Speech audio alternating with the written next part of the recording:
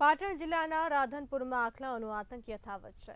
પાટણ જિલ્લાના રાધનપુર તાલુકાના મેમદાવાદ ગામે આખલાએ આતંક મચાવ્યો છે।